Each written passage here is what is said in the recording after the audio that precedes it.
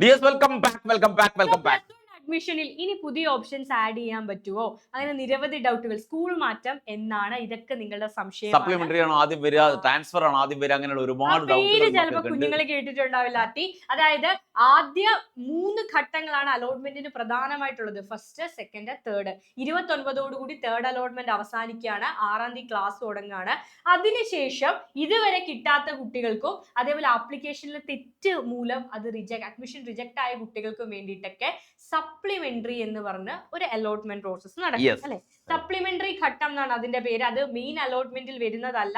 May be അത് class തുടങ്ങിയതിന് ശേഷമായിരിക്കും തുടങ്ങാൻ. അതായത് പല കാരണങ്ങളാലും കുട്ടികൾക്ക് ചിലപ്പോ നിങ്ങൾ കൊടുക്കാം. ഹോസ്പിറ്റലൊക്കെ ആയിട്ട് മക്കൾ ആപ്ലിക്കേഷൻ സിംഗിൾ വിൻഡോയിൽ കൊടുക്കാൻ മറന്നുപോയ കുട്ടികളുണ്ട്. ചില കുട്ടികളെ തെറ്റ് വരുത്തി, ചില സർട്ടിഫിക്കറ്റ് ഇല്ലാതെ സർട്ടിഫിക്കറ്റ് ഉണ്ട് എന്ന് പറഞ്ഞ് കൊടുത്തവരുണ്ട്. അങ്ങനെ പല രീതിയിൽ നിങ്ങൾക്ക് അഡ്മിഷൻ നഷ്ടപ്പെട്ടവർക്ക് നിങ്ങൾക്ക് സപ്ലിമെന്ററി ഘട്ടത്തിൽ അപേക്ഷിക്കാം. സപ്ലിമെന്ററി ഘട്ടം ചിലപ്പോ ക്ലാസ് തുടങ്ങിയതിന് ശേഷമായിരിക്കും, നമുക്ക് പറയാൻ പറ്റത്തില്ല. ഒരു 10 to 15 ഡേയ്സ് കഴിഞ്ഞതിന് ശേഷമായിരിക്കും മിക്കവാറും ഉണ്ടാവുക. നിങ്ങൾ ഒരു 15-നുള്ളിലൊക്കെ നിങ്ങൾ എക്സ്പെക്ട് ചെയ്യുന്നുണ്ട്. ജൂലൈ 6-ന് ക്ലാസ് തുടങ്ങിയിട്ട് ജൂലൈ 15-നുള്ളിലൊക്കെ നിങ്ങൾ എക്സ്പെക്ട് ചെയ്യുന്നുണ്ട്. സപ്ലിമെന്ററി അലോട്ട്മെന്റ് വരുന്നതോടെ നിങ്ങൾ ഇതുവരെ കൊടുത്ത എല്ലാ ഓപ്ഷൻസും ക്യാൻസൽ ആകും, ഇല്ലാതെയാകും. പുതിയതായിട്ട് സപ്ലിമെന്ററിക്ക് ഏതൊക്കെ സ്ഥലങ്ങളിലാണ്, ഏതൊക്കെ സ്കൂളുകളിലാണ് വേക്കൻസി എന്നൊക്കെ പബ്ലിഷ് ചെയ്യും. അപ്പൊ അതനുസരിച്ച് പുതിയതായിട്ട് നമ്മൾ ഓപ്ഷൻസ് നൽകേണ്ടതായിട്ടുണ്ട്.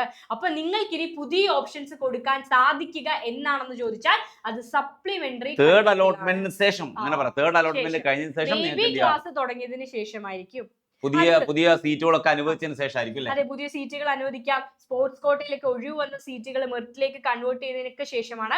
രണ്ടാമത്തെ ചോദ്യം, പുതിയ ഓപ്ഷൻസ് കൊടുക്കാം എന്നുള്ളത് കഴിഞ്ഞിട്ട് സ്കൂൾ മാറ്റം അല്ലെങ്കിൽ കോഴ്സ് മാറ്റം. നിലവിൽ കൊമേഴ്സ് കിട്ടി, ഇനി സയൻസിലേക്ക് മാറാൻ പറ്റുമോ? അല്ലെങ്കിൽ ഒരു സ്കൂളിൽ കിട്ടി മറ്റൊരു സ്കൂളിലേക്ക് മാറാൻ പറ്റുമോ എന്നൊക്കെ ചോദ്യമുണ്ട്. അതാണ് അത്യാവശ്യം. സബ്ജക്ട് നമുക്ക് സ്കൂൾ ട്രാൻസ്ഫർ പോസിബിൾ ആണ്. സ്കൂൾ ട്രാൻസ്ഫർ മിക്കവാറും സപ്ലിമെന്ററി അലോട്ട്മെന്റിന് ശേഷമാണ് ചെയ്യുന്നത്.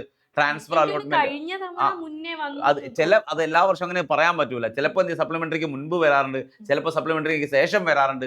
പക്ഷേ ട്രാൻസ്ഫർ അലോട്ട്മെന്റ് എന്ന പ്രോസസ് ഉണ്ട്. നിങ്ങൾക്ക് ഒരു സ്കൂളിലെ ഒരു സബ്ജക്ട് കോമ്പിനേഷൻ അതേ സ്കൂളിൽ വേറെ സബ്ജക്ട് കോമ്പിനേഷനിലേക്ക് മാറാൻ പറ്റും, അല്ലെങ്കിൽ ഒരു സ്കൂളിൽ നിന്ന് വേറെ സ്കൂളിലേക്ക് മാറാൻ പറ്റും. ഒരുപാട് 3 ട്രാൻസ്ഫർ സാധ്യമാണ്. ഒന്ന്, ജില്ലാ ട്രാൻസ്ഫർ, ഒരു ജില്ലയിൽ നിന്ന് മറ്റൊരു ജില്ലയിലേക്ക് മാറാം. 2, സ്കൂൾ ട്രാൻസ്ഫർ, ഒരു സ്കൂളിൽ നിന്ന് മറ്റൊരു സ്കൂളിലേക്ക് മാറാം.